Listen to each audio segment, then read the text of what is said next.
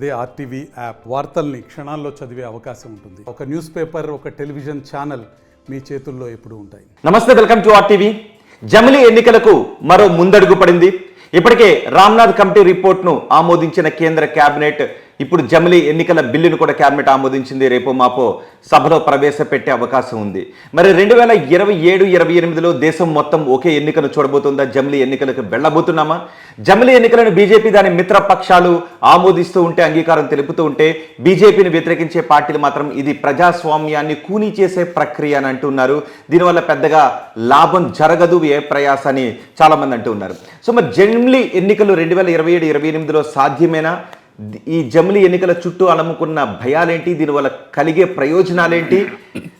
లోక్సత్తా వ్యవస్థాపక అధ్యక్షులు జయప్రకాష్ నారాయణ గారు దీని గురించి ఏమంటున్నారో చూద్దాం. ఆయనతోనే మాట్లాడదాం. జయప్రకాష్ నారాయణ గారు నమస్తే అండి. నమస్తే రోహిత్. జయప్రకాష్ నారాయణ గారు, కేంద్ర ప్రభుత్వం జమిలీ ఎన్నికలకే ముందుకు వెళుతున్నట్టుగా మనకు కనిపిస్తోంది. ఇప్పుడు కేబినెట్ కూడా బిల్లుకు ఆమోదం తెలిపింది. రేపో మాపో బిల్లును సభలో ప్రవేశపెట్టే అవకాశం ఉంది. నిజంగా జమిలీ ఎన్నికల వల్ల దేశంలో పెనుమార్పులు సంభవించే అవకాశం ఉంటుందా? మొట్టమొదటి రోహిత్, మీరు ఇందాక అన్నారు, ప్రజాస్వామ్యంలో ప్రధాన్ని కూడా పక్షపాత రాజకీయ కోణం నుంచి చూడకూడదు. కాబట్టి జమిలీ ఎన్నికలకు అనుకూలం అంతా బీజేపీ వాళ్ళు, మిత్రపక్షాలు, వ్యతిరేకమైన ఇతరపక్షాలు. ఈ పద్ధతి సరైనది కాదు. ప్రతి అంశాన్ని కూడా మనం అక్కడ వాస్తవాల్ని, తర్కాన్ని, మన అనుభవాన్ని పరిశీలించి విశ్లేషించి దాని ప్రకారం నిర్ణయం తీసుకోవాలి. రెండోది, జమిలీ ఎన్నికలు వస్తే ప్రజాస్వామ్యం కొని అవుతుందన్నది కరెక్ట్ కాదు. మనకి అసలు సమస్య ఏంటి, పరిష్కారం ఏంటి? దేశంలో రాజకీయంగా సంక్షోభం ఉందని మనందరం ఒప్పుకుంటున్నాం. పత్రికలు కానీ, పార్టీల వాళ్ళు కానీ అందరూ ఒప్పుకుంటున్నారు. ఎన్నికల్లో బోర్డు ఖర్చు అయిపోతుంది, స్థాయిలు అవి పెరిగిపోతున్నాయి, అవినీతి ఆకాశాన్ని అంటుతోంది, అధికార కేంద్రీకరణ జరిగింది, ప్రజలకు ఫలితాలు సరిగ్గా అందటం లేదు. ఇవన్నీ మనందరూ ఒప్పుకుంటున్నాం కదా. కాబట్టి మనం ఏ పరిష్కారం ఆలోచించినా కూడా, ఏ సంస్కరణ ఆలోచించినా కూడా ఈ సమస్యలకు పరిష్కార దిశగా ఉండాలి తప్ప ఇస్తున్నామా వాయనం, పుచ్చుకుంటున్నామా వాయనం అంటే లాభం లేదు. కరెక్ట్ మనకి. కాబట్టి ఇక్కడ సమస్య, ఇది ప్రజాస్వామ్యాన్ని కొని చేయటం కరెక్ట్ కాదు.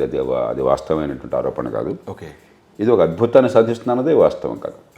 జయప్రకాష్ నారాయణ గారు, జమిలీ ఎన్నికలకు వెళ్ళాలంటే బిల్లు ప్రవేశపెట్టడంతోనే అయిపోదు, విస్తృతమైన చర్చ జరగాలి, ఏకాభిప్రాయం రావాలి. సో ఆ ఏకాభిప్రాయం వచ్చే అవకాశాలు కనిపిస్తున్నాయా? లేదు. ఎందుకంటే పార్లమెంట్లో ఇవాళ పరిస్థితి ఎట్లా ఉంది అంటే, శాసనసభల్లో కూడా రాష్ట్రాలు అట్లానే ఉంది. ఒక పార్టీ తూర్పుడు సూర్యుడు ఉదయిస్తాడు అని చెప్పంటే, వ్యతిరేక పార్టీ చచ్చిన ఉదయించడం అబద్ధం అని చెప్పే పరిస్థితిలో ఉన్నారు. అలాంటిది ఖచ్చితంగా ఇక్కడ రాజకీయంగా చర్చించాల్సిన అంశం ఇది. మంచి ఉద్దేశంతోనే రెండు ఎన్నికలు కలిస్తే పరిపాలన యంత్రాంగానికి సమయం పోకుండా ఉంటుంది, వృధా పోకుండా ఉంటుంది, తాయిలర్ ప్రభావం తగ్గుతుందేమో అని ఆశ. రెండుసార్లు ఎన్నికలు జరపకుండా ఒకసారి జరిపినట్టయితే ప్రభుత్వానికి ఖర్చు కాస్త తగ్గుతుంది. ఆ సంకల్పం మంచిదే. కానీ లోతుకి వెళితే దీనివల్ల ఫలితం ఉందా, నిరర్థకమా, మనకున్న శక్తి అంతా కూడా కొండంద వెలుకన పడుతున్నామా, ఈ విషయం లోతుగా చర్చించాల్సిన అవసరం ఉన్నది. అలాంటి అంశం మీద ఏకాభిప్రాయం అన్నది ఇవాళ ఉన్న పరిస్థితుల్లో అసాధ్యం. దాదాపు అసాధ్యం కాదు, అసాధ్యం. 3/2 మెజారిటీ లేకుండా రాజ్యసభ, లోక్సభల్లో ఈ రాజ్యాంగ సవరణ సాధ్యం కాదు. సరే, సగం రాష్ట్రాలు దీన్ని ఆమోదించాలా లేదా అని చెప్పన్నది కొంతమంది ఒక రకంగా చెప్తున్నారు. అది బహుశా లోక్సభలో, రాజ్యసభల్లోనే కనుక 3/2 మెజారిటీ ఆమోదిస్తే రాష్ట్రాల ఆమోదం పెద్ద కష్టం కాకపోవచ్చు. అధికార పక్షానికి, మిత్రపక్షాలకి తగిన రాష్ట్రాలున్నాయి. కానీ ఇవాళ పార్లమెంట్లో 3/2 రెండు సభల్లోనూ పార్లమెంట్లో సాధ్యం కాదు. కాబట్టి జరిగే పని కాదు. అంతకంటే ముఖ్యం ఇవాళ కాబట్టి రేపైనా సరే జరగాల్సిన పని నిజంగా అంత ముఖ్యమా కాదని ఆలోచిస్తే, నా దృష్టిలో ఇందాక చెప్పాను, కొండంద వెలుకున పట్టడం. ఓకే, సంకల్పం మంచిదైనా కూడా మన పెద్ద ఏ సమస్యని పరిష్కారం చేయట్లేదు. నిజమైన సమస్యలు అట్లా కొనసాగుతాయి. ఎన్నికల్లో తెలుగు రాష్ట్రాలు మనందరికీ తెలుసు కదా ఎంత ఖర్చు అవుతుందో. గత సంవత్సరంలోనే 2 రాష్ట్రాల్లో ఎన్నికలు, లోక్సభ ఎన్నికలు కాకుండా రాష్ట్ర ఎన్నికలు చూసాం కదా, శాసనసభ ఎన్నికలు ఏడాది క్రితం మరి తెలంగాణలో చూసాం. ఇప్పుడు మొన్నే అసెంబ్లీ, లోక్సభ 2 చూసాం ఆంధ్రప్రదేశ్లో. ఒక్క అసెంబ్లీ వర్గానికి 30 కోట్లు మామూలే కదా, 25-30 కోట్లు. అవునో కదా, మీరు చెప్పాలి.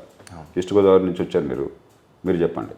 ఒక్కొక్క ప్రధాన పార్టీల అభ్యర్థి 25-30 కోట్లు పెట్టడం మామూలు అయిపోయింది కదా, సర్వసాధారణం అయిపోయింది కదా. దాన్ని తగ్గించడం ఎట్లాగా? అక్రమ ఖర్చుతో రాజకీయం చేస్తే దేశం ఏమవుతుంది? మరి ప్రతిదానికి తాయిలాలు ఇవ్వటం తప్ప దేశ అభివృద్ధి పట్ల దృష్టి లేకుండా పోతుంది. 2 రాష్ట్రాలు గొప్ప ఉదాహరణ, మళ్ళీ తెలుగు రాష్ట్రాలు సజీవ ఉదాహరణలు కదా.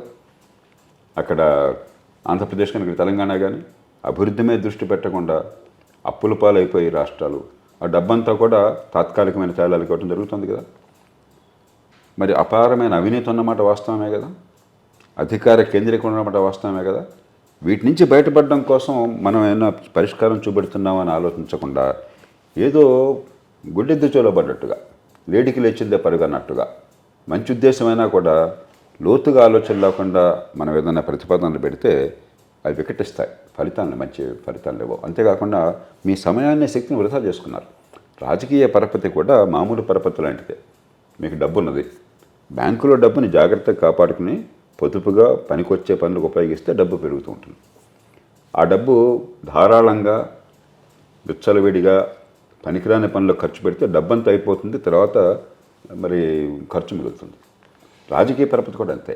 ఉన్న పరపతిని చాలా పొదుపుగా దేశ ప్రయోజనాలు, దీర్ఘకాలిక ప్రయోజనాలను కాపాడే రీతిని ఉపయోగించాలి తప్ప నాకు అది పరపతి ఉంది, నా మాట కొంత విలువ ఉందని చెప్పని గౌరవాన్ని వృధా చేసుకుంటారు. రేపు మాట వినేవాళ్ళు ఎవరు ఉండరు. మరి ఎందుకు అంటే 3/2 మెజార్టీ అసాధ్యమని తెలిసినప్పటికీ కూడా ఎందుకు బిల్లును ప్రవేశపెట్టే దిశగానే, జమిలీ ఎన్నికలు దిశగానే కేంద్ర ప్రభుత్వం వెళ్తున్నట్టు కనిపిస్తుంది? కారణం మరి వారి మనసులో ఏముందని నేను చెప్పలేను, కానీ వారు బహిరంగంగా చెప్తుందంటే నిజాయితీగానే ఈ ఎన్నికల వల్ల చాలా చికాకులు పెరుగుతున్నాయన్న భావం మధ్యతరగతి వర్గాల్లోనూ పార్టీల్లో చాలామంది నాయకుల్లో ఉంది. ఎందుకంటే ఎన్నికలు బాగా విపరీతమైన ఖర్చు, ప్రభుత్వానికి ఖర్చు గురించి పెద్దగా ఆలోచించట్లేదు, దాని గురించి మాట్లాడుతున్నారు. కానీ క్యాండిడేట్స్కి, పార్టీలకి బోల్డ్ ఖర్చు అయిపోతుంది, అట్లాగే బోల్డంత సమయం పోతుంది. అసలు పొద్దున్న నుంచి సాయంత్రం దాకా రాజకీయం తప్ప ఇంకోటి లేకుండా పోతుంది, పరిపాలన లేకపోతుంది అన్న భావన నిజంగా చాలామంది మనసులో ఉంది. బీజేపీ వారి మనసులో ఉంది, ప్రధానమంత్రి మోదీ గారి మనసులో ముఖ్యంగా ఉన్నది. ఎన్నోసార్లు ప్రకటించాను నేను. కాబట్టి సంకల్పం వెనకాల ఉద్దేశం మంచిదని నేను నమ్ముతున్నాను. కానీ లోతుగా ఆలోచించలేదు అన్నది నేను చేస్తున్న విమర్శ. వారి మనసు మంచిది కావచ్చు. రెండోది, 2 సభల్లోనూ దీనికి మెజారిటీ రాదన్న విషయం మోదీ గారి దాకా అక్కర్లా, మీరు నేను చెప్పగలం. కరెక్ట్. ఇవాళ భారతదేశంలో భారతదేశంలో దాని మీద నా ఎరుగుచ్చి నా దగ్గర ఇంటర్వ్యూ తీసుకోకర్లే మీరు.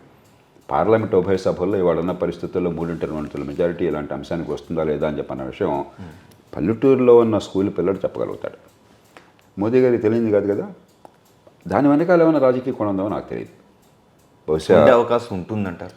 అంటే ఇప్పుడు మంచి మాట చెప్పిన వీళ్ళు వెంటనే చూసారని చెప్పడం కోసం కావచ్చు, మరొకటి కావచ్చు, నాకు తెలియదు. అది నేను ఊహించగలను తప్ప చెప్పలేను. కానీ మొదటి మాట నిజంగా ఇది అవసరం అన్న భావం మనసులో ఉంది వారికి.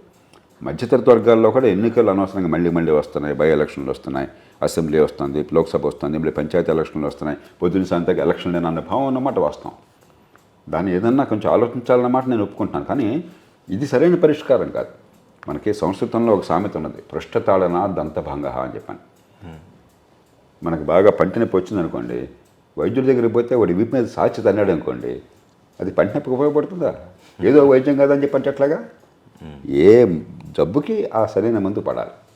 ఏదో ఒక మంది ఇస్తారంటే లాభం లేదు. అంటే ఏదో ఒక మంది ఇచ్చే ప్రయత్నం ఆరాటం కొద్దీ, జబ్బుకు సరైన మందు కాదు. ఒకవేళ నిజంగా ఏదో ఒకటి ఇప్పుడు కాకపోతే ఇంకొకసారైనా జమిలీ ఎన్నికలే జరిగితే ప్రజాస్వామ్యంలో భారతదేశంలో జరిగే మార్పులు ఏంటి? ఏ మార్పులు ఊహించవచ్చు? ప్రజాస్వామ్యం కూని అవుతుందని నేను ఒప్పుకోను. కానీ ఏం జరుగుతుందంటే 2 మౌలికమైన సమస్యలు ఉన్నాయి ఈ ప్రతిపాదనలో. మొట్టమొదటిది, నిజాయితీగా ఆలోచించండి. పాత్రికేయులుగా మీరు మీ అనుభవం చూడండి, మీరు అందరినీ అడగండి ఓటర్లని. 180-90 మంది ఓటర్లు ఓటు వేసేది రాష్ట్రంలో ఉన్న ప్రభుత్వము లేక నాయకుడు, ఒక నాయకురాలి ముఖాన్ని, ఆ ప్రభుత్వం మీద నమ్మకాన్నో లేకపోతే కోపాన్నో చూపెట్టి ఓటేస్తారు. ఎవరు కూడా స్థానికంగా మన మున్సిపాలిటీలో ఏం చేస్తున్నారు, లేకపోతే దేశంలో ప్రభుత్వం ఎలాంటి విధానాలు మనం చేస్తుందో ఆలోచించి ఓటు వేసేవాళ్ళు 190 మంది కాదు. రాష్ట్రమే ప్రధానంగా రాజకీయ యూనిట్. అందుకని ఏమవుతుంది, ఎన్నికల్లో పంచాయతీ కావచ్చు, మున్సిపాలిటీ కావచ్చు, రాష్ట్ర శాసనసభ కావచ్చు, లోక్సభ కావచ్చు, ఒకే తీరున పడతాయి. మీరు గమనించారా? అవును. కేసీఆర్ గారంటే నమ్మకం ఉంటే ఆయన పార్టీకి అన్ని స్థాయిల్లో ఓట్లు, ఆయన మీద నమ్మకం లేకపోతే ఆయన పార్టీకి వ్యతిరేకంగా అన్ని స్థాయిల్లో ఓట్లు. ఎన్టీ రామారావు గారు కావచ్చు, చంద్రబాబు నాయుడు గారు కావచ్చు, జగన్మోహన్ రెడ్డి గారు కావచ్చు, అన్ని చోట్ల మీద చూస్తున్నాం. ఇది సరైనది కాదు. జాతీయ స్థాయిలో ప్రభుత్వం చేసే పని వేరు, దాని బాధ్యతలు వేరు. రాష్ట్రంలో ప్రభుత్వం బాధ్యతలు వేరు, స్థానిక ప్రభుత్వం బాధ్యతలు వేరు. కలకాపులగం అయిపోయి ఎన్నికలు అట్టహాసంగా జరుగుతున్నాయి కానీ ఎన్నికల వల్ల మంచి పాలన వచ్చే అవకాశం కనిపించట్లేదు. కాబట్టి మన ఆలోచన ఎట్లా ఉండాలి, ఓటర్లకి మరింత క్లారిటీ తీసుకురావడం ఎట్లాగా, పార్లమెంటు చేసే పని ఏమిటి, జాతీయ స్థాయిలో ప్రభుత్వం పని ఏమిటి, రాష్ట్రంలో ప్రభుత్వం పని ఏమిటి, స్థానిక ప్రభుత్వం పని ఏమిటి, నేను ఎవరికి ఓటేస్తున్నాను, ఈ ఓటు వల్ల ఏం మారుతుంది ఏం మారుతుంది అనే విషయం అవగాహన లేకుండా ఓటేస్తే గుడ్డెద్దు చేలబడ్డట్టు అవుతుంది. ఈ జమిలి ఎన్నికలు దీనివల్ల ప్రత్యేకంగా సమస్యలు అవ్వట్లే, కానీ ఉన్న సమస్యను కొనసాగిస్తాం. కనీసం ఎలక్షన్ వేరువేరుగా వస్తే కొంతమేరకైనా సరే అరే ఈ ఎన్నికలు రాష్ట్ర శాసనసభట ఇదేదో లోక్సభ అని కొంత ఆలోచించే అవకాశం కొంతమందిగానే వస్తుంది. కలిపేస్తే ఆ అవకాశం కూడా పోతుంది. మన పరిష్కారం ఇప్పుడు కూడా ప్రజాస్వామ్యంలో ఓటర్ల పరిణతి అవగాహన పెంచే రీతిని ఉండాలి. కానీ ఓటర్లను గందరగోళానికి గురి చేసి ఏదో రకంగా ఓటు అయిపోయింది మామ అనిపించాము, ఇస్తేనే మా వాయినం పుచ్చుకుంటున్న వాయినం చెప్పంటే ఉపయోగం లేదు. అది మొట్టమొదటి సమస్య. ఇది రాజ్యాంగపరంగా దీనిలో చిక్కులేం లేవు, ఇది తప్పేం కాదు. కానీ మనం ఉన్న పరిస్థితుల్లో ప్రజలకు అర్థం కానప్పుడు ఆ ఓటు వల్ల ప్రయోజనం ఏమిటి? రెండోది రాజ్యాంగపరమైన చిక్కు ఎక్కడ ఉందంటే కోవింద్ కమిటీ ఏం ప్రతిపాదన చేసింది, మన ఎన్నికల వ్యవస్థలో మన బ్రిటిష్ ఎన్నికల వ్యవస్థను అరుగు తెచ్చుకున్నాం మనం, వెస్ట్మినిస్టర్ పద్ధతి అంట. ఈ వెస్ట్మినిస్టర్ పద్ధతిలో ప్రధానమంత్రి దేశంలో కానీ ముఖ్యమంత్రి రాష్ట్రంలో కానీ ఎప్పుడైనా సరే ఆ సభ రద్దును కోరచ్చు. అది లేకపోతే వెస్ట్మినిస్టర్ పద్ధతి పనిచేయదు. మళ్ళీ ప్రజల దగ్గరికి ఎప్పుడైనా పోయే అధికారం అవకాశం అనుకుంటుంది. కరెక్ట్. మరి కేసీఆర్ గారు అట్లాగే వెళ్ళారు. అవును. గతంలో ఎన్టీ రామారావు గారు వెళ్ళారు, ఇందిరాగాంధీ గారు వెళ్ళారు, ఎన్నో పార్టీలు ఎన్నో ప్రభుత్వాలు. కొన్ని సందర్భాల్లో సభానాయకుడు లేకపోతే ప్రభుత్వ నాయకుడు కోరినా కోరకపోయినా కూడా ప్రభుత్వ అస్థిరత్వం కారణంగా మెజారిటీ కోల్పోయిన కారణంగా వివిధ కారణాల వల్ల రద్దు చేయాల్సి వచ్చింది. కాబట్టి మధ్యంతర ఎన్నికలు ఎప్పుడో ఒకప్పుడు ఎక్కడో చోట వచ్చే అవకాశం ఉంటుంది. కోవిడ్ గారి పరిష్కారం ఏం చెప్పారు దానికి, పార్లమెంటును రద్దు చేయాల్సి వస్తే ఆ దెబ్బతో అసెంబ్లీ కూడా రద్దు చేసిపారండి. అరే నీకు పరిపాలన చేతకాకో లేకపోతే 10 మందిలో కలిపోలేకో నీ సభ రద్దు అయిపోతే రాష్ట్రంలో హాయిగా పరిపాలన చేస్తున్నప్పుడు 5 ఏళ్ళకే ఎన్నుకుంటే వాళ్ళు రద్దు చేసే సంవత్సరం ఎందుకు ఉండాలి? అంతేకాదు రాష్ట్రంలో రద్దు అవ్వాల్సిన సంవత్సరం వచ్చింది అనుకోండి, ఏ కారణం ఉన్నా కానివ్వండి, మిగతా కాలానికి ఎన్నికలు పెట్టాలి కదా, తర్వాత మళ్ళీ 5 ఏళ్ళకి ఎన్నికలు పెట్టాలి. 5 ఏళ్ళకి కాదట, తర్వాత ఎన్నికలు పెట్టేది లోక్సభకు 2 ఏళ్ళు మిగిలితే 2 ఏళ్ళకి మాత్రమే ఎన్నికలంట. ఏమి హాస్యం ఇది? జేపీ గారు, అంటే ఇక్కడ నాకు ఒక డౌట్ వస్తుంది. ఇది మనకు కూడా సుప్రీంకోర్టు తీర్పులు ఉన్నాయి. రాజ్యాంగ మార్పు రాజ్యాంగ మౌలికాన్ని మార్చే విధంగా ఉండకూడదు అని ఉంది కదా. కాబట్టి ఈ అంశాన్ని రాష్ట్ర శాసనసభను రద్దు చేసేసి లోక్సభకి ఎన్నికలతో పాటు జరపడం కోసం లోక్సభతో పాటు జరపడం తప్పు కాదు. కరెక్ట్. లోక్సభతో జరపడం కోసం రాష్ట్ర శాసనసభ కాలపరిమితిని కుదించడం అన్నది అది ఖచ్చితంగా ఫెడరల్ వ్యవస్థ విఘాతం అని చెప్పన్నది బలమైన వాదన. సుప్రీంకోర్టులో బహుశా వాదన నెగ్గుతుంది. అంటే ఒకవేళ అలాంటి మార్పు రాజ్యాంగం మౌలిక స్వరూపాన్ని మార్చేదాని కిందకు వస్తుందా? రేపు న్యాయస్థానాల్లో ఫెడరలిజాన్ని దెబ్బ కొడితే మౌలిక స్వరూపం మార్చినట్టు లెక్క. ఫెడరలిజం నా దృష్టిలో ఫెడరలిజానికి దెబ్బ తగులుతుంది. ఎందుకంటే నేను 5 ఏళ్లకి సభ ఎన్నుకుంటే రాజ్యాంగం 5 ఏళ్లకి సభను ఎన్నుకోమని నాకు ఏర్పాటు చేస్తే మీరేదో లోక్సభలో మీరు పరిపాలన చేయలేకపోతున్నారని చెప్పని ఆ ఎన్నికలతో పాటు పెట్టడం కోసం దీన్ని 2 ఏళ్లకు 1 సంవత్సరానికి కుదించడం అన్నది ఖచ్చితంగా ఫెడరల్ వ్యవస్థ స్వభావాన్ని దెబ్బతీస్తుంది. ఆ మేరకు అది పొరపాటు ఆలోచన. సో అంటే ఇక్కడ మనకి రాజకీయపరమైన అంటే బీజేపీ ఆలోచిస్తున్న రాజకీయ ఉద్దేశాలను ఏ విధంగా మనం అర్థం చేసుకోవచ్చు? బీజేపీ ఉద్దేశం ఇప్పుడు కీలకమైన రాజకీయ సమస్యలకి ప్రజాస్వామ్యంలో లోపాలకి సాంకేతిక పరిష్కారాలు ఉండవు, చట్టంలో పరిష్కారాలు దొరకవు. మనలో బీజేపీ కాదు, మధ్యతరగతి వర్గాలు చాలామంది రాజకీయ పార్టీలో ఉన్నవాళ్ళు కూడా ఉదాహరణకి ఎన్నికల్లో తాయిలాలు పెరిగిపోతున్నాయి, అభివృద్ధి మీద దృష్టి పెట్టకుండా అప్పుల పాలు చేస్తున్నారు. నిజమే, దానికి కొన్ని ఏర్పాట్లు కావాలి. వీళ్ళు ఏమనుకుంటున్నారు, మీరు ఊరికే ఒక మాట చెప్పేస్తే ఒక ఆర్డర్ ఇస్తే అయిపోతుంది చెప్పిన అవదు. రాజకీయ సంక్షోభంలో పరిష్కారం రాజకీయం నుంచి రావాలి. దానికి తగ్గ మార్పుల్ని చాలా లోతుగా ఆలోచించి ఏర్పాటు చేయాలి తప్ప ఏదో హడావుడిగా చేస్తే ఉపయోగం లేదు. కాబట్టి సమస్య ఉన్నమాట వాస్తవం. చాలా మధ్యతరగతి వర్గాలకు కూడా ఏమిటి ఎన్నికలు అని చెప్పిన భావం ఉంది, మీకు నాకు కూడా. అరే ఎమ్మెల్సీ ఎన్నికలు మళ్ళీ ఎలక్షన్ కమిషన్ వచ్చామో కోడ్ ఆఫ్ కాండక్ట్ అంటాడు. ఎక్కడ ఎమ్మెల్సీ ఎన్నిక పెడితే హైదరాబాద్లో కోడ్ ఆఫ్ కాండక్ట్ అంటాను. నేను చూసాను స్వయంగా ఎన్నోసార్లు. ఇది ఎక్కడ కూడా MLC election code of conduct అంటే పరిపాలన ఆగిపోవటం అంటే చెప్పిన చిక్కకు కడుతున్నమాట వాస్తవం. కానీ దాని పరిష్కారం ఇది కాదు. అంటే దురుద్దేశాన్ని నేను ఆపాదించట్లా. ఇది ప్రతిపాదించే వాళ్ళందరూ కూడా ఈ ప్రజాస్వామ్యంలో గందరగోళం చోటు చేసుకుని ఏదో ఒకటి చేయాలని చెప్పిన భావన ఉంది. ఏదో ఒకటి చేయడం కరెక్ట్ నేను చెప్పేది ఒకటే. ఓకే, ఏదో ఒకటి చేయడం కరెక్ట్ కాదు. ఏం చేయాలో ఆచితూచి ఆలోచించి లోతుగా అప్పుడు చేయాలి తప్ప ఏదో ఒకటి చేద్దామని చేసేస్తుంటే మరి చెప్పాను కదా. అంటే రేపు జాయింట్ పార్లమెంటరీ కమిటీ వేసిన తర్వాత విస్తృత చర్చల అనంతరం ఆ ఏకాభిప్రాయాన్ని సాధించి ఇప్పుడు మీరు వ్యక్తం చేసిన డౌట్లన్నింటిని కూడా అందులో పొందుపరిచి ఒకే ఎన్నికల దిశగా వెళితే అప్పుడు మంచి జరిగే అవకాశం ఉంటుంది, ఆశించిన ఫలితాలు వచ్చే అవకాశం ఉంటుంది. మన ఎన్నికల వ్యవస్థలో ఒకే ఎన్నికలు జాతీయ స్థాయి రాష్ట్రంలో ఏకకాలంలో సాధ్యం కాదు, అవసరం లేదు. ఎప్పుడు సాధ్యమవుతుంది, ఎప్పుడు ఫలితాలు ఇస్తుందంటే ఒకే ఎన్నికలు ప్రధాన లక్ష్యంగా పెట్టడం కాదు, మన పరిపాలన రాజకీయాన్ని బాగు చేయడం.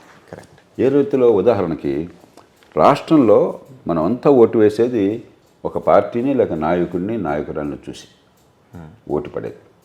చంద్రబాబు నాయుడు గారిని చూసి ఓటేశారు, జగన్మోహన్ రెడ్డి గారిని చూసి ఓటేశారు, జయలలిత గారిని చూసి గతంలో ఓటేశారు, కరుణానిధి గారిని స్టాలిన్ గారిని చూసి ఓటేస్తున్నారు. కానీ రాజ్యాంగబద్ధంగా ఎమ్మెల్యేలను గెలిపించుకుంటే ఎమ్మెల్యేల ద్వారా అధికారం నిలబడుతుంది. ఎమ్మెల్యేలని మెప్పించినంత కాలం అధికారం నిలుస్తుంది. ఎమ్మెల్యేలు కోపం రాగానే అధికారం పోతుంది. దాంతో పరిపాలన ఏమవుతుంది? ఈ ఎమ్మెల్యేలు గెలిపించడం కోసం నాన్న అడ్డదారులు దొక్కటం, డబ్బు ఖర్చు పెట్టే వాళ్ళని తీసుకురావటం. మొట్టమొదటి ప్రశ్న ఏమడుగుతున్నారు ఎలక్షన్లో పోటీకి ఎమ్మెల్యే వస్తే, ఎంత డబ్బు ఖర్చు పెడతామని చెప్పాను. నాకు ఖర్చు పెట్టలేను సార్, నిజాయితీ పరుడని చెప్పంటే సీట్ ఇస్తారా? ఏ పార్టీ అయినా సీట్ ఇవ్వడానికి సిద్ధంగా ఉంది వాళ్ళ ప్రధాన పార్టీల్లో. 20-30 కోట్లు ఖర్చు పెడతామంటేనే వాళ్ళకి ఛాన్స్ ఉన్నది. అంత ఖర్చు పెట్టిన తర్వాత ఎన్నికలైన తర్వాత ఎమ్మెల్యే గారు మంచి పరిపాలన కోసం నేను ఉన్నాను అనుకుంటాడా? నా 30 కోట్ల సంగతి ఏంటి? మళ్ళీ వచ్చే ఎన్నికలు ఖర్చు పెట్టాల్సిన 40 కోట్ల సంగతి ఏమిటి? ఈ లోపల నా కుటుంబం సంగతి ఏమిటి? గొడవంతా రందంటే దాని మీద అంత పరిపాలన నాశనం అవుతుంది.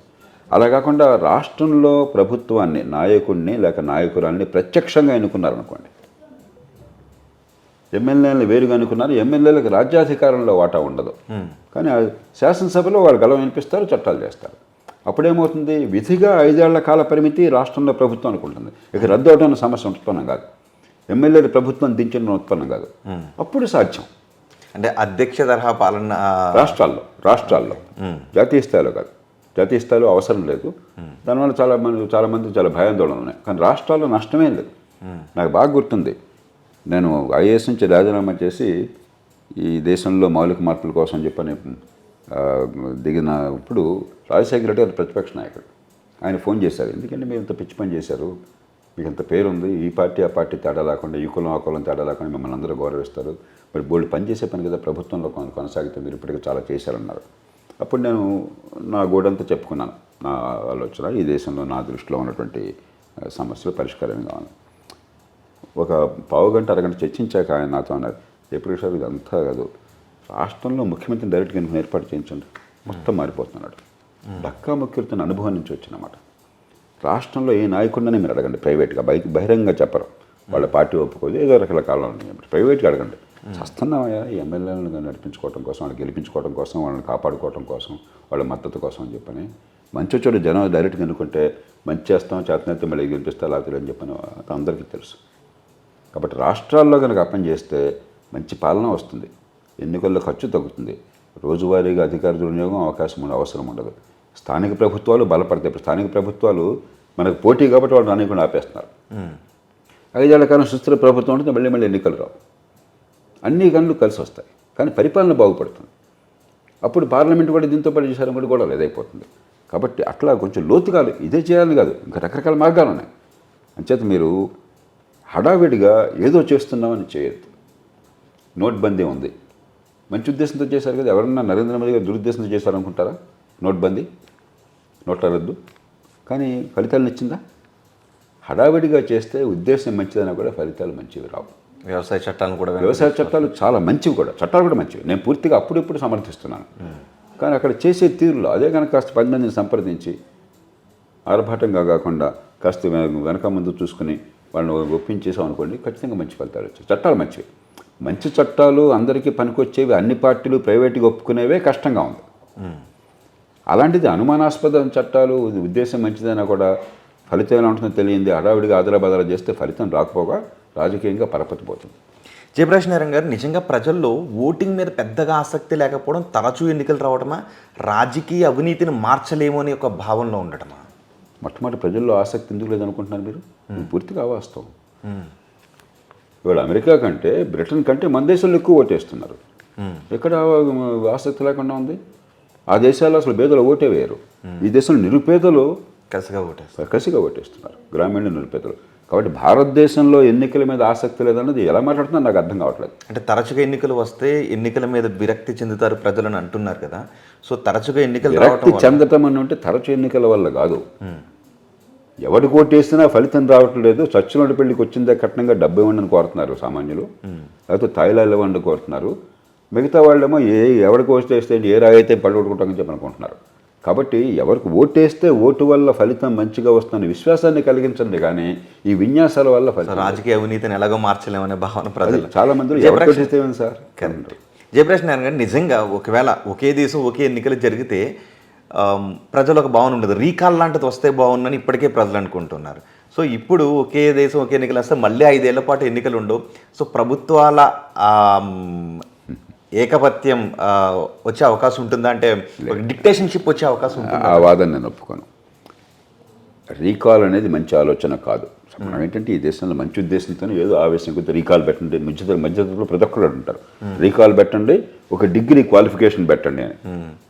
డిగ్రీలు ఉంటే ఓడపడిచినట్టు, ఇప్పుడు ఎమ్మెల్యేలకు పెద్ద చదువు తెలివితేటలు లేనట్టు.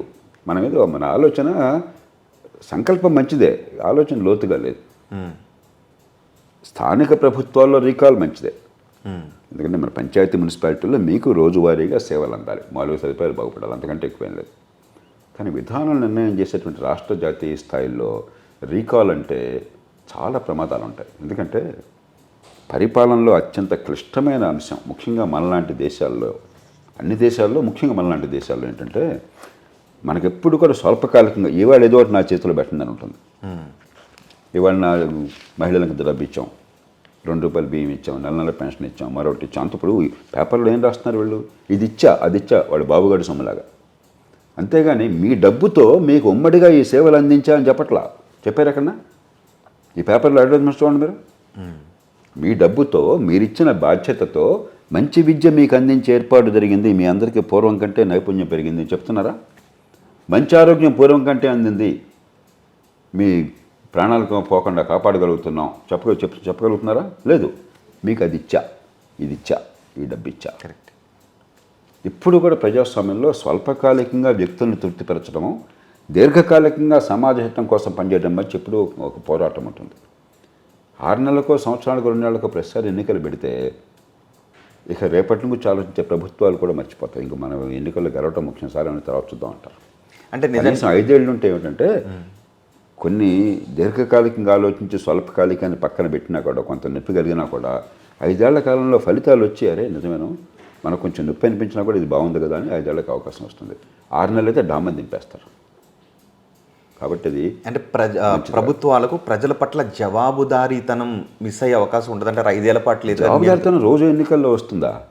ప్రపంచంలో ఎక్కడ రోజు ఎన్నికలు లేవే. అమెరికాలో లేదు 4 ఏళ్ళకి ఒకసారి ఎన్నికలు వస్తాయి, బ్రిటన్లో లేదు 5 ఏళ్ళకి ఒకసారి ఎన్నికలు వస్తాయి, జర్మనీలో లేదు 5 ఏళ్ళకి ఒకసారి వస్తాయి, ఫ్రాన్స్లో లేదే. జవాబుదారీతనం వ్యవస్థల్లో ఉంటుంది. పార్లమెంట్ అనేది జవాబుదారీతనం కోసం. నువ్వు ఎన్నుకున్నవాడే ప్రభుత్వాన్ని నిర్వహించకుండా ఇక్కడ కూర్చొని డ్రామాలుతుంటే వాండేగా మీరు ఎన్నుకోమంటున్నారు. మీరు వాడి జరగానే ప్రభుత్వం వస్తుంది, మీ ఎమ్మెల్యే ఎందుకున్నాడు, ఎంపీ ఎందుకున్నాడు? ప్రభుత్వం నిర్వహించడం కోసం.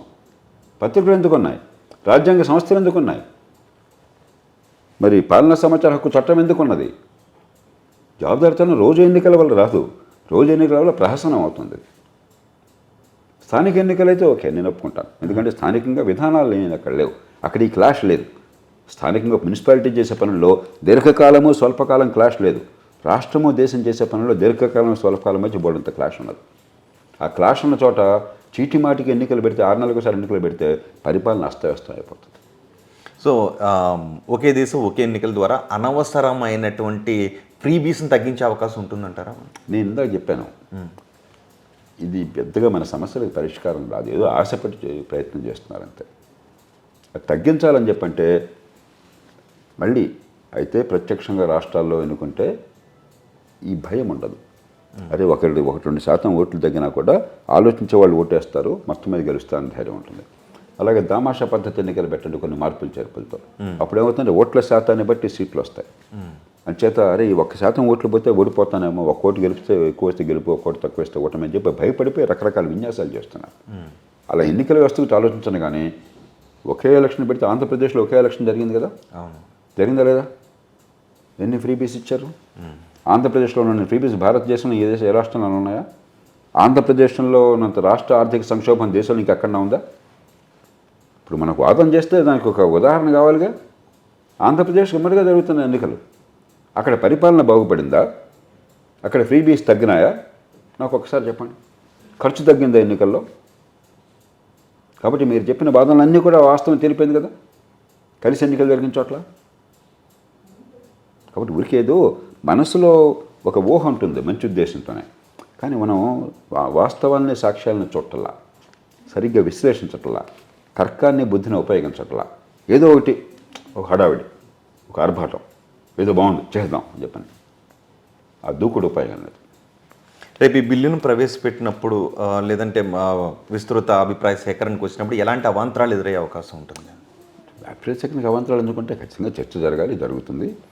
జరిగాక పార్లమెంట్లో కనుక అక్కడ ఉన్న పార్టీల సంఖ్యాబలాన్ని బట్టి మీరు చేసినట్టయితే రాజ్యసభలో 50-50 ఉంటుంది, లోక్సభలో కొంచెం అధికార పక్షాన్ని మొగ్గు ఉంటుంది. కానీ సభల్లో నేను చెప్పేది కమిటీల్లో, సభల్లో మీకు ఎట్టి పరిస్థితుల్లో 3/2 మెజార్టీ రాదు. కాబట్టి ఇది జరగదు. అంటే కొన్ని ప్రతిపక్షాల నుంచి కొన్ని విమర్శలు వస్తున్నాయి. కేంద్రంలో కూడా అధ్యక్ష తరహా తీసుకుని రావాలి అని, ఫెడరల్ వ్యవస్థను గుప్పెట్లో పెట్టుకోవాలని, అండ్ రాజకీయ సమస్య. ఫస్ట్ ఆఫ్ ఆల్ అధ్యక్ష తరహా తీసుకొస్తే అది అప్రజాస్వామికం అన్నది మూర్ఖత్వం. అంటే అమెరికా అప్రజాస్వామిక దేశమా? ఏం మాట్లాడదు? అమెరికా కంటే ప్రజాస్వామ్య దేశం అన్నది అది మూర్ఖత్వం అసలు.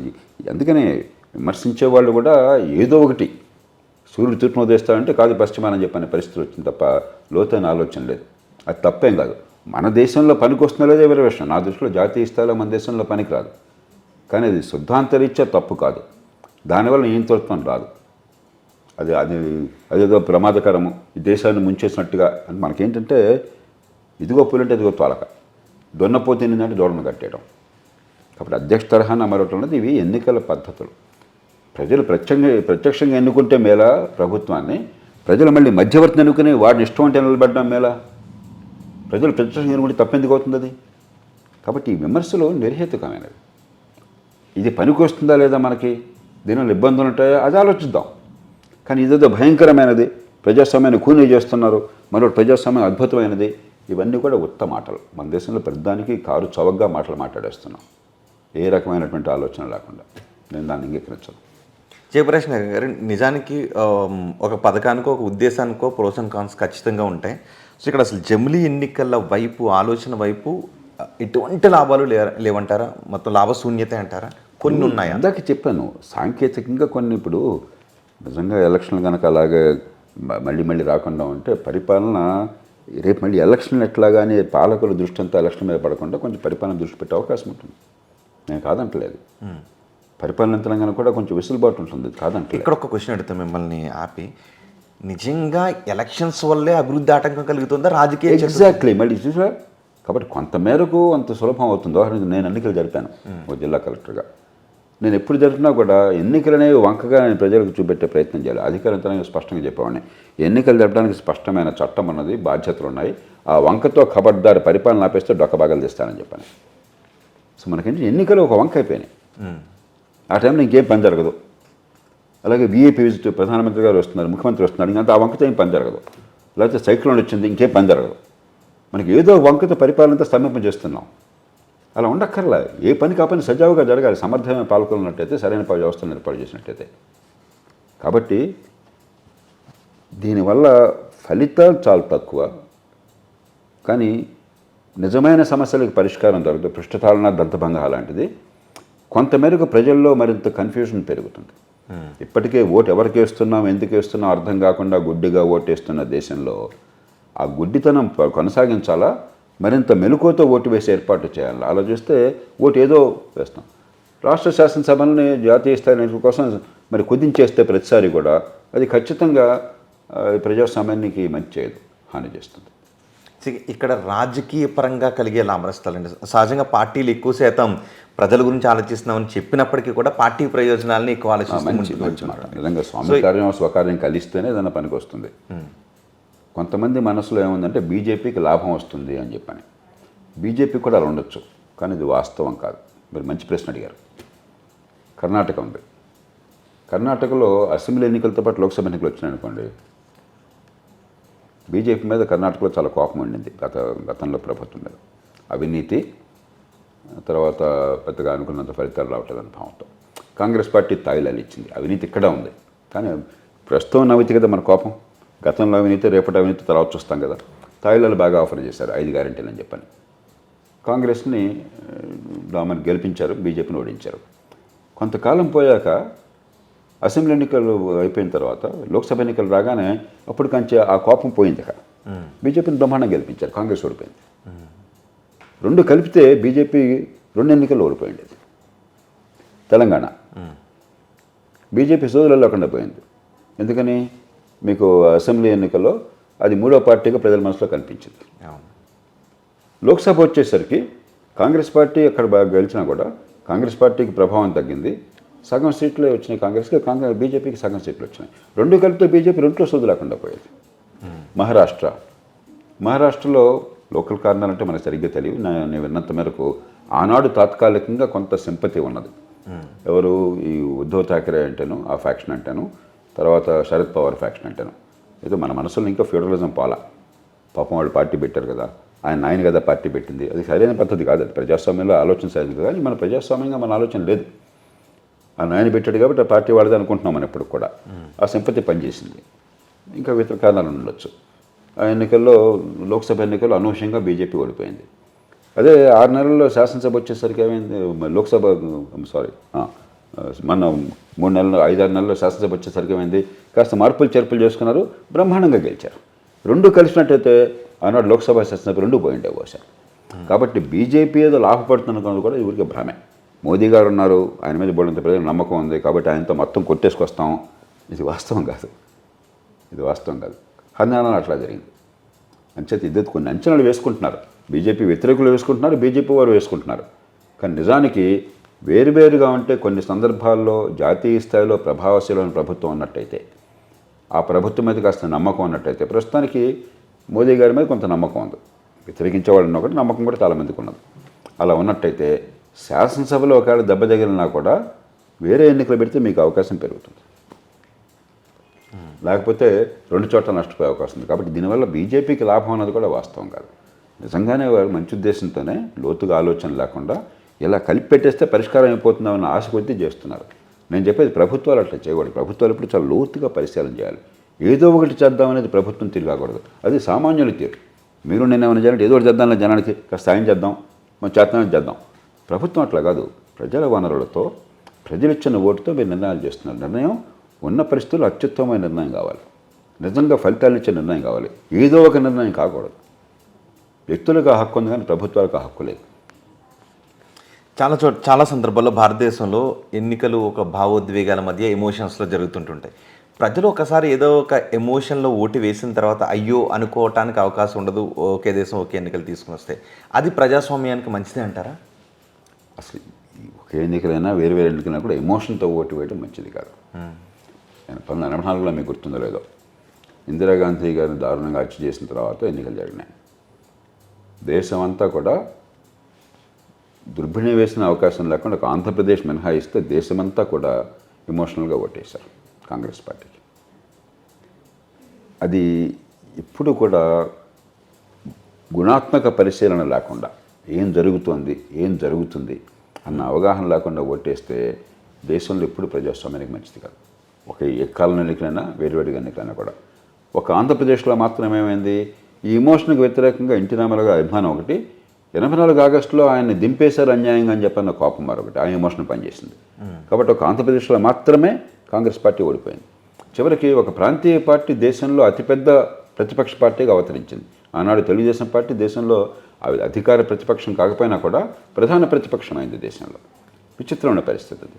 కాబట్టి ఇమోషనల్ ఓట్ ఎప్పుడు కూడా ప్రజాస్వామ్యంలో దాన్ని ప్రోత్సహించడం మంచిది. అందుకని పోలరైజేషన్, కులం పేరుతో కానీ మతం పేరుతో కానీ మరి ఉద్రేకాన్ని రెచ్చగొట్టడం అనేది ఎప్పుడు ప్రజాస్వామ్యంలో దాన్ని మనం వీలున్నంత మేరకు దానికి దూరంగా ఉండటం మంచిది. జయప్రకాష్ గారు, ఫైనల్గా ఒకవేళ మిమ్మల్ని సూచించండి, కొన్ని సూచనలు చేయండి, ఒకే దేశం ఒకే ఎన్నికలు తీసుకుంటే మీరు ఎటువంటి సూచనలు చేస్తారు?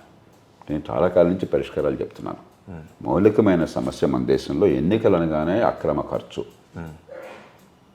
ఎన్నికలు అనగానే తాయిలాలు అదే ప్రధానమైన పరిష్కారంగా అప్పుడు ప్రభుత్వాలు వేరే అసలు ఇంకోటి పరిపాలన అనుకోవట్లా తాయిలాలే పరిపాలనగా మాట్లాడుతున్నారు. ఎన్నికలు అనగానే కులం మతం ఆ పేరుతో జనం విభజించడం, దీనికి విరుగుడుగా ఉండే పరిష్కారాలు లేకపోతే దాని గురించి ఆలోచన చేయొద్దని చెప్తాను. విరుగుడుగా ఉండే పరిష్కారాలు నా దృష్టిలో ఇవ్వాలన్న పరిస్థితుల్లో 3 రకాలైన పరిష్కారాలు ఆలోచించాలి ఈ దేశంలో. ఒకటి, స్థానిక ప్రభుత్వాలను నిజంగా బలోపేతం చేసి అక్కడ జవాబుదారీగా ఉండేటికి చేయటం అట్లా మీరు అవినీతికి వాళ్ళు అలవాలం కాకుండా లోతుకెళ్తే చాలా పరిష్కార మార్గాలు ఉన్నాయి. 2, దామాష పద్ధతులు అంటే ఎన్నికల వ్యవస్థను తీసుకొచ్చి ఈ నాకు డబ్బులు ఖర్చు పెడితే నేను నెగ్గుతాను ఎమ్మెల్యే అనగానే ఏదో గొప్ప పదవి ఈ దేశంలో ప్రపంచంలో ఎక్కడ లేదు. అమెరికా లాంటి దేశంలో కూడా రాష్ట్ర శాసనసభలో ఉన్నాడు ఎవడో మనకు పక్కడికి కూడా తెలియదు. ఇక్కడ దీనికోసం ఇంత ఆర్భాటం ఏంటో ఈ గందరగోళం నాకు అర్థం కాదు. నిజంగా ఇంత అనుభవం ఉన్నా కూడా దానికి కారణం నేను చెప్పలేకపోతున్నాను, అదొక ఉన్మాదం అంతే. కానీ ఆ ఉన్మాదం కారణంగా ఈ డబ్బులు ఖర్చు. అలా కాకుండా పార్టీకి ఓట్ల శాతాన్ని బట్టి సీట్లు చేర్పాటు జరిగింది అనుకోండి, సమర్థులు నిజాయితీ పరులు తీసుకుంటారు. ఇవాళ సమర్థులు నిజాయితీ పరులు ఇస్తే కోట్లు ఖర్చు పెట్టలేదు మీరు వస్తే ఉపయోగం ఉందండి సారీ అంటారు. రేపొద్దున వాళ్ళే వీరికి అసెప్ట్ అవుతారు దామాషా ఎన్నికల వ్యవస్థలో. తర్వాత ఎవరైనా ఖర్చు పెట్టినా కూడా మీకు ఉపయోగం లేదు ఖర్చు పెట్టినాడికి, నేను ఎందుకు ఖర్చు పెడతాను నాకు ఉపయోగం లేకపోతే. కాబట్టి దామాషా పద్ధతి అందరూ అనుకూలిస్తే రాష్ట్రాల్లో ప్రత్యక్ష ఎన్నిక. ఈ మూడులో ఏ 2 చేసినా కూడా ఖచ్చితంగా దేశంలో ప్రజాస్వామ్యం మరింత బాగుపడుతుంది.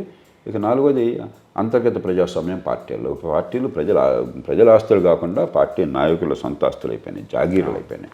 ఇంకా ప్రజాస్వామ్యం ఏంటండి? పార్టీలో ప్రజాస్వామ్యం లేనటువంటి పార్టీలు దేశంలో ప్రజాస్వామ్యాన్ని కాపాడతాయా? శాసనసభ్యులు పార్లమెంట్ సభ్యులు వాళ్ళ మనసు ప్రకారం మాట్లాడుతున్నారు అనుకుంటున్నారా? మీరు ఏమన్నా వెళ్ళలోకి వెళ్ళటం వాళ్ళు కావాలని చేస్తాను అనుకుంటున్నారా మీరు? ఆ పార్టీ అధినాయకులను మెప్పించడం కోసం ఇంకా పరిపాలన జరుగుతుంది, రాజకీయం నడుస్తుంది ఈ దేశంలో. కానీ పార్టీలు అంతర్గత ప్రజాస్వామ్యం అవి నిజమైన మార్గాలు. అవి కష్టమైనా కూడా అందరిని ఒప్పించి క్రమక్రమంగా చేయాలి, ప్రజలను ఒప్పించాలి. అంతేగాని ఏదో ఒక ఫిక్స్ ఏదో ఒకటి చేసేసాం, ఒక స్విచ్ చేసేసాం ఏం కాదు, మళ్ళీ ఇట్లానే ఉంటుంది ప్రజాస్వామ్యం. సో తొలుత వ్యవస్థలో మార్పులు తీసుకుని రావాలి, రాజకీయపరమైన అవినీతిని సాధ్యమైనంత వరకు తగ్గించగలిగి. డబ్బులు ఖర్చు ఆగిపోతే రాజకీయం అది ఆగిపోతుంది. అందరూ రాజకీయంలో ఉన్నంత దుర్మార్గులు కాదు. ఎప్పుడైతే 30-40 కోట్లు ఖర్చు పెట్టడం అనివార్యమైందో అలా ఖర్చు పెట్టేవాళ్ళు వస్తున్నారు, వాళ్ళు సంపాదించడానికి ఆతృతపడుతున్నారు. అలా కాకుండా మంచి వాళ్ళు రాజకీయంలోకి వెళ్ళాలని యువత ఇంతమంది నాకు కనిపిస్తున్నారు, ప్రతిరోజు నాకు కనిపిస్తున్నారు. సమర్థులైన వాళ్ళు సొంతంగా హాయిగా సంపాదించగలిగే వాళ్ళు. దేశం బాగుపడాలి సార్ మేము వస్తామంటే నేనంటే వాళ్ళం అరే నేనైనా మిమ్మల్ని అందరూ రమ్మని పిలిచాను, ఇప్పుడు వద్దని చెప్తున్నాను, ఎన్నికల్లో పోటీ వద్దు, వేరే రకంగా మీరు పాల్పంచుకొని నేను చెప్పాల్సి వస్తుంది. ఎందుకని ఈ రాజకీయంలో నిజాయితీగా వెళ్ళడానికి స్పేస్ లేకుండా పోయింది. కాబట్టి అది తీసుకురావడం అట్లాగా. దేశంలో అత్యుత్తములు బోల్డ్ మంది ఉన్నారు, యువతలో అద్భుతమైన వాళ్ళు ఉన్నారు, మెరికల్ లాంటి వాళ్ళు ఉన్నారు, అన్ని కులాల్లో అన్ని వర్గాల్లో అన్ని పార్టీల్లో వాళ్ళు ఉన్నారు. వాళ్ళని పెంచడం ఎట్లాగా? ఇవాళ వాళ్ళని పెంచే వ్యవస్థ లేదు, వాళ్ళని పల్లకీలు మోసే బోయలుగా వాడుకునే వ్యవస్థ ఉన్నది. సో ఎన్నికలు నిర్వహించడానికి అయ్యే ఖర్చు కంటే అభ్యర్థులు గెలవడానికి పెట్టే ఖర్చు ఎక్కువ అవుతుంది, దాన్ని కట్టడి చేస్తే అబ్సల్యూట్లీ అసలు సమస్య అది. నిర్వహించే ఖర్చు కూడా నేను చాలా పొదుపరిని, రూపాయి పొదుపు చేసిన ప్రజాధనాన్ని మంచిదే. కానీ కొంచెం లోతుగా ఆలోచిస్తే 8,000 కోట్లు ఎంత అవుతుంది లోక్సభ ఎన్నికలకి, అసెంబ్లీకి సుమారుగా మళ్ళీ అంతే అవుతుంది. 2 కలిపితే బహుశా 2 కలిపి 10,000 కోట్లు 11,000 కోట్లు అవుతుంది. 2 కలిపితే 8,000 కోట్లు తాగదు, కొంచెం ఎక్కువ ఉంటుంది. ఒక 4-5,000 కోట్లు సేవ్ అవుతాం. 4-5,000 కోట్లు సేవ్ చేస్తే దేశానికి మంచిది. 5 ఏళ్ళకి ఒక 4,000-5,000 కోట్లు అంటే ఏడాదికి 1,000 కోట్లు. రోజుకి మన దేశంలో ప్రభుత్వాలు ఎంత ఖర్చు పెడుతుందో తెలుసా రోహిత్? మీరు గెస్ట్ చేయండి. ఒక్క రోజుకి ప్రేక్షకులు కూడా కొంచెం ఆలోచించమనండి. ఒక్క రోజుకి భారతదేశంలో ప్రభుత్వాలు జాతీయ స్థాయి కానీ రాష్ట్రాలు కానీ ఎంత ఖర్చు పెడుతున్నాయి? 20,000 కోట్ల రూపాయలు పెడుతున్నాయి. రోజుకి 20,000 కోట్ల రూపాయలు. 5 సంవత్సరాల్లో అంటే సంవత్సరానికి ప్రభుత్వాలు పెడుతున్న ఖర్చు 72 లక్షల కోట్ల రూపాయలు ప్రస్తుతం. 5 ఏళ్లలో వచ్చే 5 ఏళ్ళు లెక్కేసుకుంటే బహుశా 4 కోట్ల రూపాయలు అవుతుంది. అంటే ప్రతి సంవత్సరం ఖర్చు పెరుగుతూ ఉంటుంది. 4 కోట్ల రూపాయలు. 4 కోట్ల రూపాయలు అంటే 4 తర్వాత 14 సున్నాలు. మీరు 4,000 కోట్ల రూపాయలు 5 ఏళ్లలో మీరు సేవ్ చేస్తూ ఉంటున్నారు. 4 కోట్ల రూపాయలు 4,000 కోట్లు ప్రతి రూపాయన సేవ్ చేయాలి. కానీ ఇది పెద్ద అంశమా? మనం ఏంటంటే ఏదో ఒక ముందు నిర్ధారణకు వచ్చాం, కారణాలు వెతుకుతున్నాం సమర్థించడం కోసం. అట్లా కాదు పరిపాలన. ముందు వాస్తవాలు చూడాలి, సాక్ష్యాలు చూడాలి, తర్కం చూడాలి, ప్రపంచంలో ఏం జరుగుతుందో చూడాలి. ప్రపంచంలో ఒక్క దేశంలో వెస్ట్మిన్స్టర్ పద్ధతి ఉండి ఇలాంటిది ఏర్పాటు చేశారా? ఎందుకు చేయలేదు వాళ్ళు? వాళ్ళకి తెలియక దీనికి దానికి పొసగదు. ఇది ఫలితాలను ఇవ్వదు.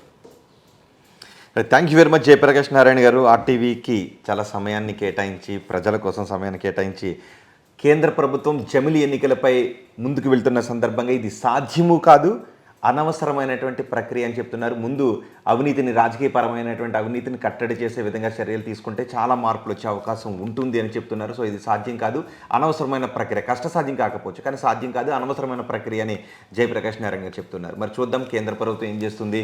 ఏకాభిప్రాయాన్ని సాధిస్తుందా? 2027-28 నాటికి ఒకే దేశం ఒకే ఎన్నికలు సాధ్యమవుతుందా? చూద్దాం ఏం జరుగుతుందో. మరిన్ని వీడియోస్ కోసం ఛానల్ ని సబ్స్క్రైబ్ చేయండి. లేటెస్ట్ అప్డేట్స్ కోసం వాట్సాప్ ఛానల్ ని ఫాలో అవ్వండి. ఆ లింక్ డిస్క్రిప్షన్ లో ఉంది.